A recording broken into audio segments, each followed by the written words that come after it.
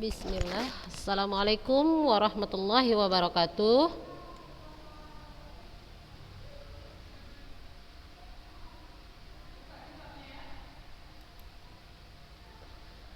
Alhamdulillah wassalatu wassalamu ala rasulillahi amma ba'du. Apa kabar anak-anak ustazah? Masya Allah. Semangat ya kak ya. Siap untuk memulai pelajaran prakarya hari ini? Masya Allah, tabarakallah. Baik, kalau gitu kita mulai ya kak ya belajarnya ya. Mudah-mudahan tambah lagi kawannya yang join ya. Hari ini kita masih di bab rekayasa ya. Nah, untuk hari ini kita sudah masuk ke pengendapan ya anak-anak ustazah. Teknik pengendapan. Kalau minggu kemarin kita sudah masuk ke teknik penyaringan.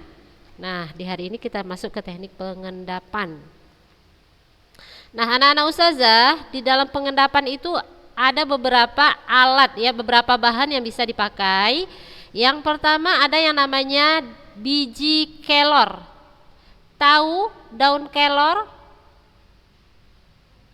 Tidak tahu. Ada yang tahu dan tidak tahu. Pernah dengar pepatah nggak? Dunia tidak selebar daun kelor. Pernah dengar? Enggak. Daun kelor itu kecil-kecil kak, kecil.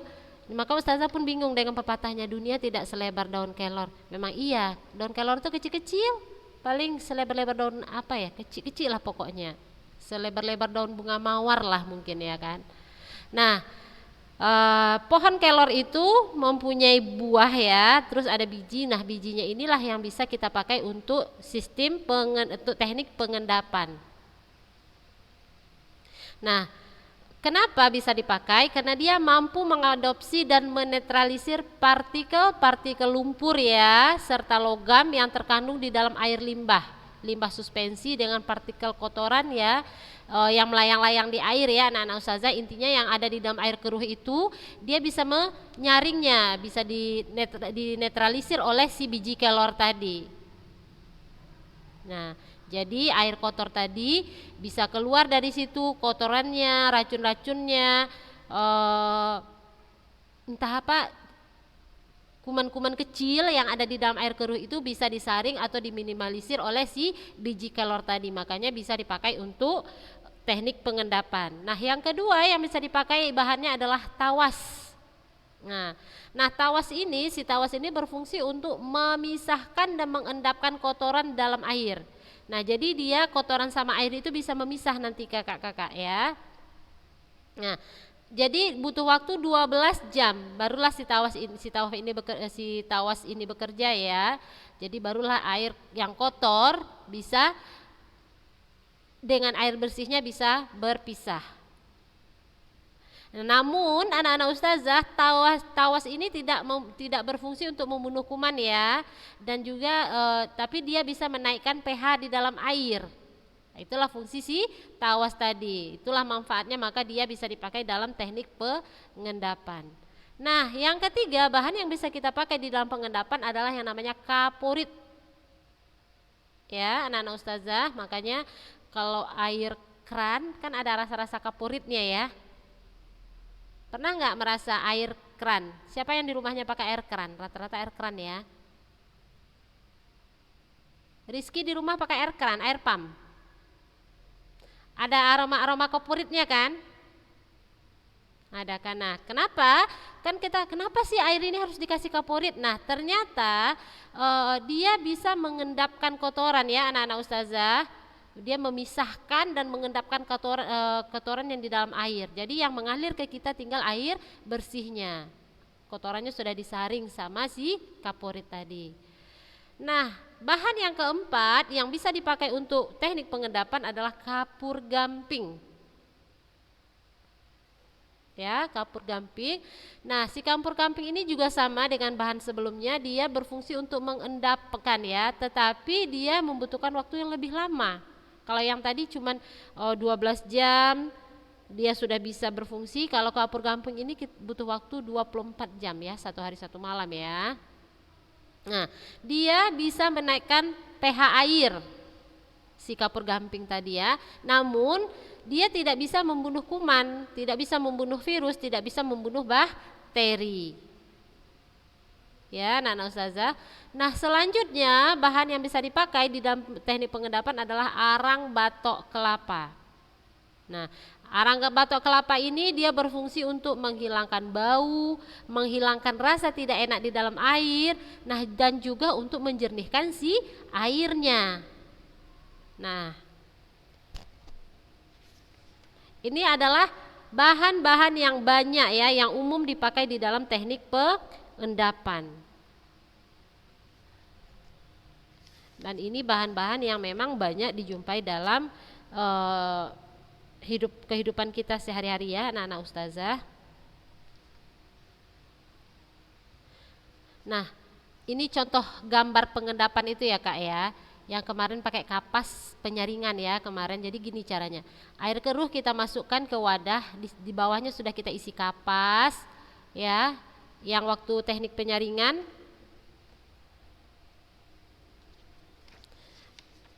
Ada yang kapas, ada yang kain katun ya kan.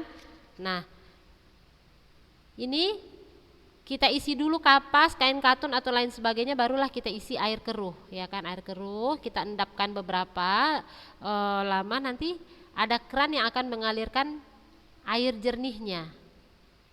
Nah, kira-kira seperti inilah hasilnya. Bagi yang tidak pernah lihat ini ya, penyaringan atau pengendapan.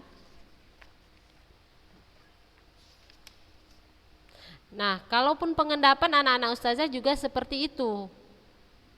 Ya, juga seperti itu. Jadi air kita masukkan, entah kita isi batok kelapa, entah itu biji kelor, entah itu tawas gitu. Barulah air tadi kita alirkan.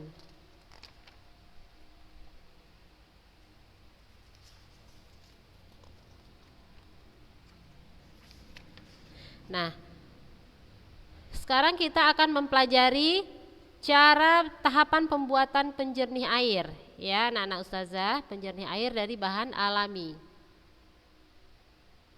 Nah, tahapan pembuatan penjernih air dari bahan alami.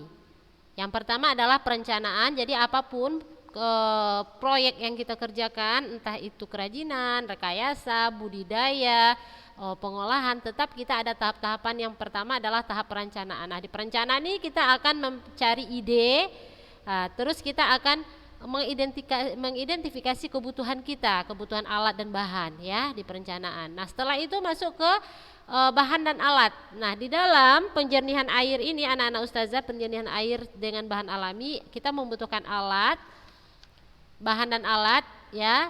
Ada potongan batu bata, ada ijuk, ada arang tempurung kelapa atau batok kelapa, ada pasir dan kerikil. Nah, bahan yang lain yang kita butuhkan di sini adalah yang harus kita persiapkan drum plastik ya, drum atau wadah untuk penampung air itu ya.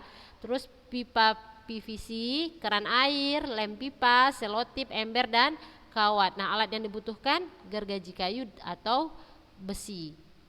Nah, dalam proses pembuatannya anak-anak ustazah, yang pertama kita harus membuat pipa penyaringan. Ya. Kita harus membuat pipa penyaringan.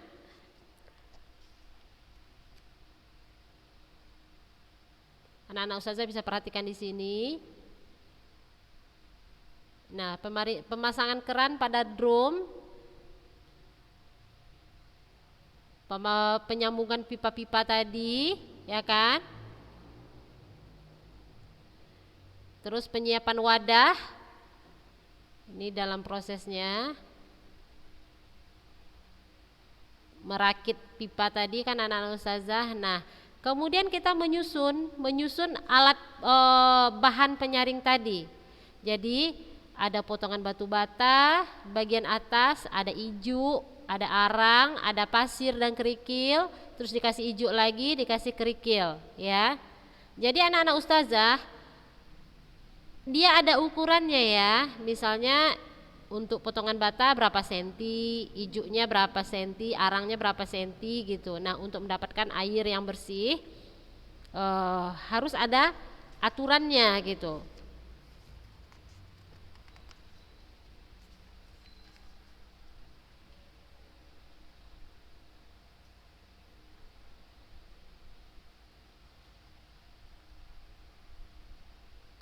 Nah, ini cara kerjanya.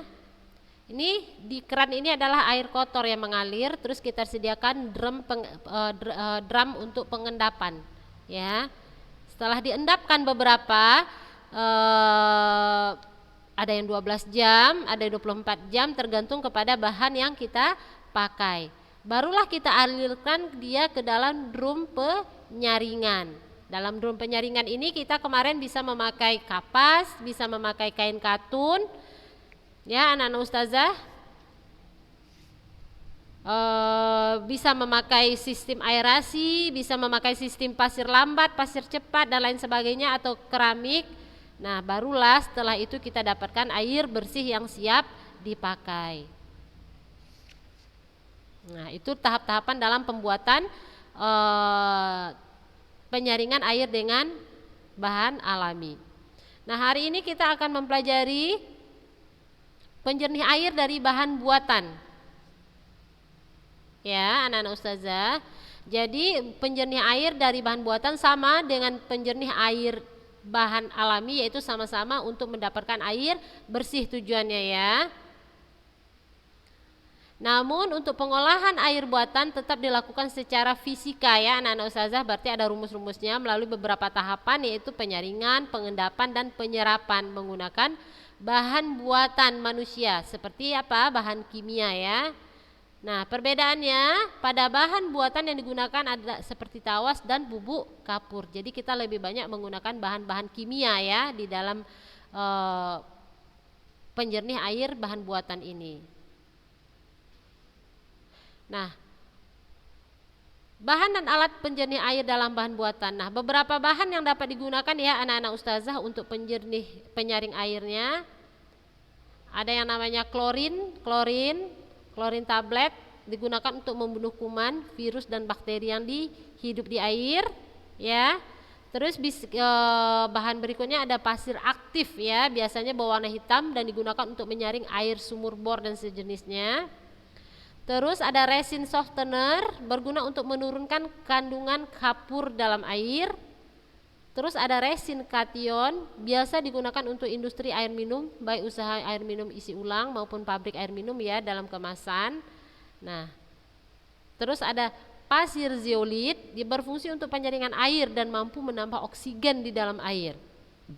Nah, terus kita bisa menggunakan pasir mangan, yang berwarna merah, digunakan untuk menurunkan kadar besi dan logam berat dalam air, ya. Terus juga bisa menggunakan pasir silika, digunakan untuk menyaring lumpur, tanah dan partikel besar atau kecil di dalam air, dan biasa digunakan untuk penyaringan tahap awal, ya anak-anak ustazah.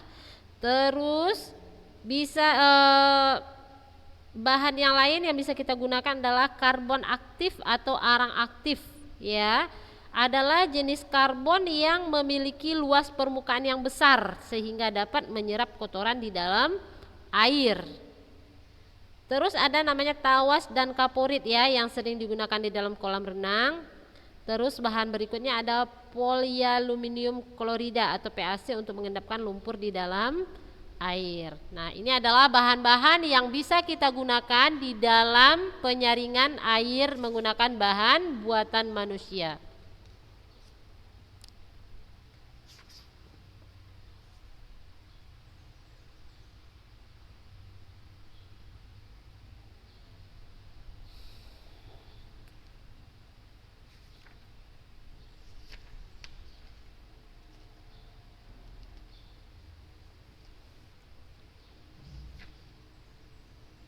Nah, teknik dan prosedur pembuatan penjernih air dengan bahan buatan. Nah, anak-anak ustazah, teknik pembuatan alat penjernih air buatan sebenarnya lebih mudah, ya, daripada yang alami, yaitu dengan menyiapkan bak atau tempat menampung air kotor yang memadai dan diberi pengaduk bahan kimia, ya. Setelah itu kita tinggal menyiapkan bak untuk penampung air bersihnya. Nah, seperti inilah ya anak-anak ustazah ya.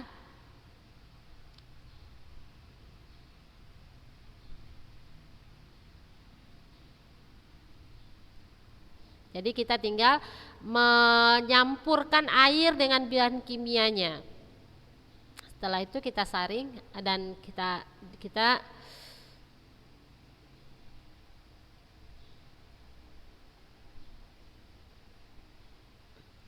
Nah, untuk penjernih air dengan bahan buatan ini biasanya diterapkan di daerah yang memiliki tingkat kekotoran airnya yang cukup tinggi, ya anak-anak ustazah. Nah, maksud kekotoran air di sini adalah tercampur atau tercemar ya polutan, entah itu lumpur, entah itu zat pewarna, entah itu kuman dan lain sebagainya. Nah, biasanya ini daerah perkotaan ya anak-anak ustazah yang banyak-banyak pabrik misalnya. Nah, ini kita bisa menggunakan penjernih air dengan cara buatan ini.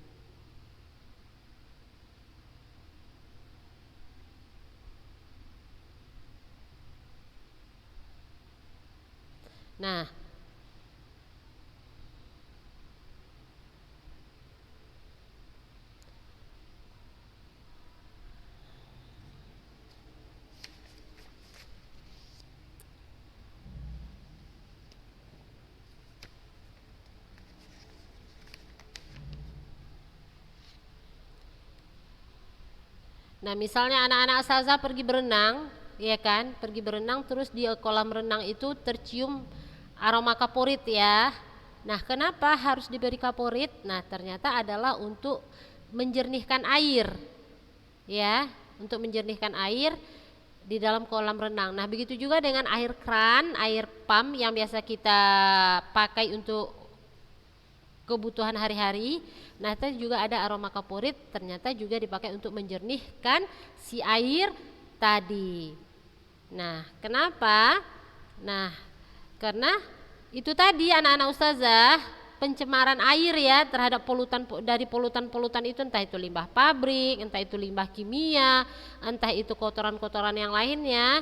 Nah, kita sangat memerlukan yang namanya penjernih air.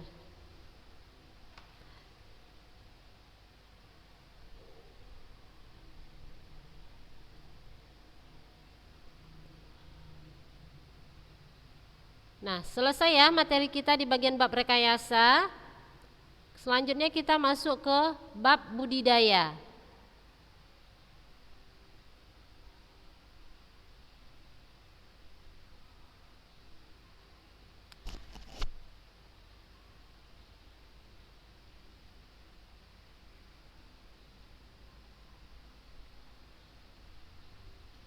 Ini ya anak-anak ustazah di rangkumannya ya, pengolahan air bersih sangat dibutuhkan ya.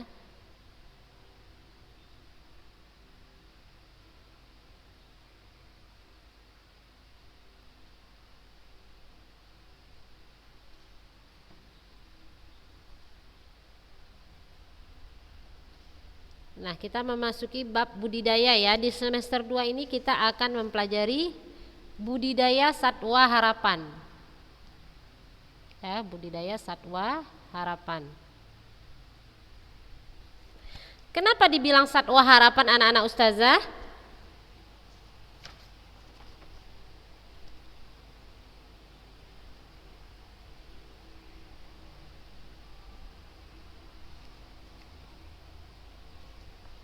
Kenapa dibilang satwa harapan?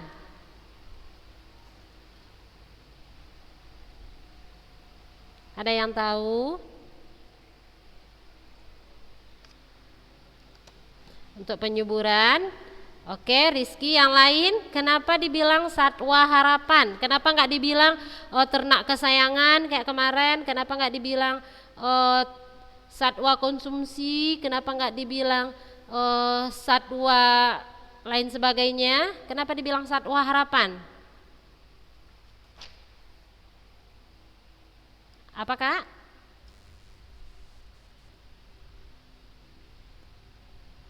Untuk memulihkan hewan-hewan yang hampir punah. Nah, Rafifah, yang lain kenapa dibilang satwa harapan?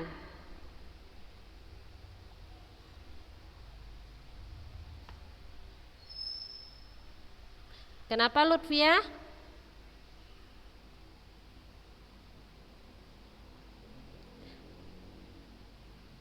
Kenapa Kak? Coba ulang.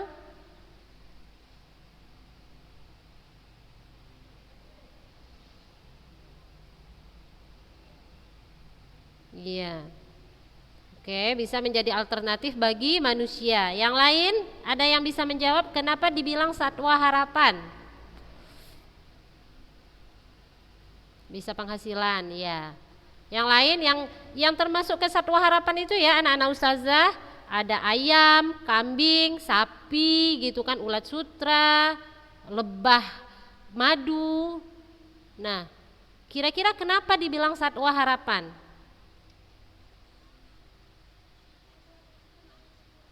Iya, karena dia mampu memberikan jasa dan manfaat bagi si manusia. Yang lain ada yang bisa jawab lagi?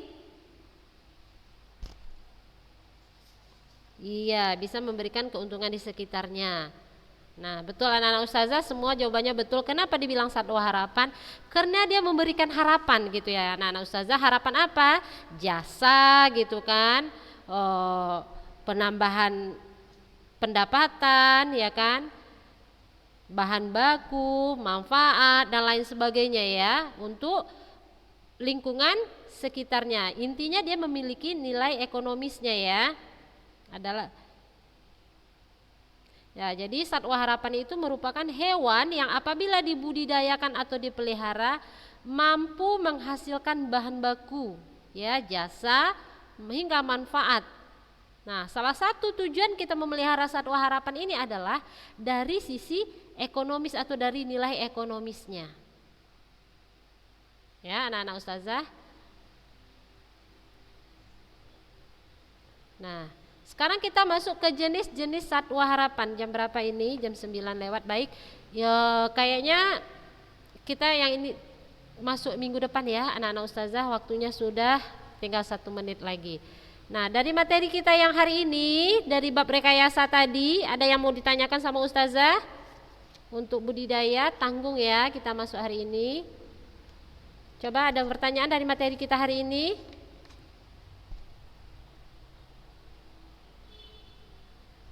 Jadi sudah paham ya tentang penyaringan tadi ya, penyaringan air ya, penjernihan ya. Ada pertanyaan?